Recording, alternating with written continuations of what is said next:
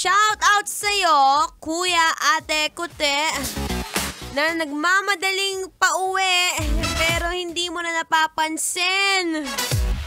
B, may tumatawid o masagasaan mo yan. Sabi sa'yo, malabo na yung mata mo eh. Bayan na, malabo na yung relasyon nyo, malabo pa yung mata mo. Anyway, nagbabalik po ang inyong kadaldalan na daldalerang atleta DJ Maratoni. At ngayong araw nga ay since ang topic natin ay tungkol sa katarata. Uy!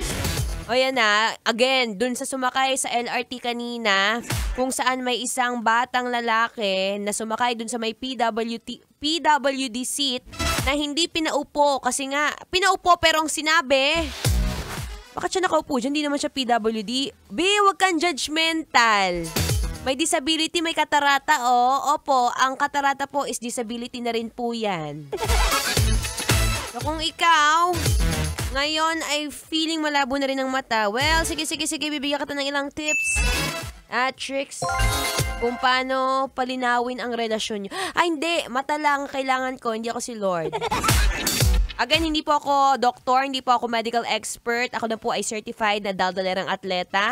Mga research to. At kung medyo feeling mo ay talagang lumalabo ng mata mo, B, check ka sa Dr. B. Tip number 1, uminom ka ng maraming tubig. Ang paglabo po ng mata, o minsan kapag ka medyo nararamdaman mo yung mata mo nanunuyo na, ay dehydrated po yan. Naku, mahirap na, wag ganun ha. Tip number 2, huwag ka magbabasa sa dilim, B. Ayan, nagpapakamartir ka na naman. Maratoni para makatipid sa kuryente. B, wag. Mas hindi ka makakatipid kung mawalan ka ng paningin.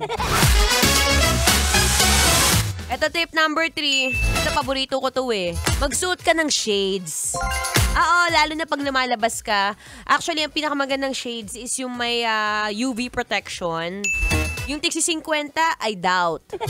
Pero kung minsan, kung kaya mo naman mag-invest sa tigti 300, tigti 400 na shades, well, maganda po yan na mag-shades ka sa labas, protektahan ng mga mata sa UV rays, protektahan ng mga mata sa mga nakikita na makikinis na legs.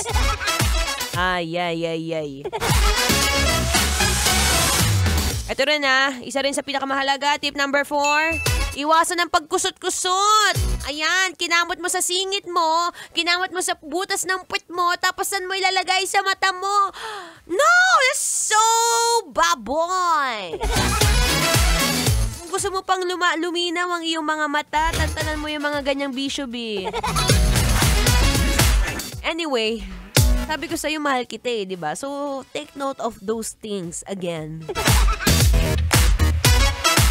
Ako itatakbo na muli. Maraming salamat po sa lahat ng mga nakinig, nakasuporta at nakatutok. At ngayong hapon, mag-iiwan tayo ng isang kasabihan. Ang mata ay inaalagaan. Kahit gaano pa kalinaw, kapag napabayaan, pwedeng mawala. Anyway, susunod na po ang Spicy Chino. Ay, Spicy Opa pala. Sinaman to si Raining Manila, nagmamadali. Our Spicy Opa, Kim Chino. Happy weekend, everyone. Bye. Metro's #1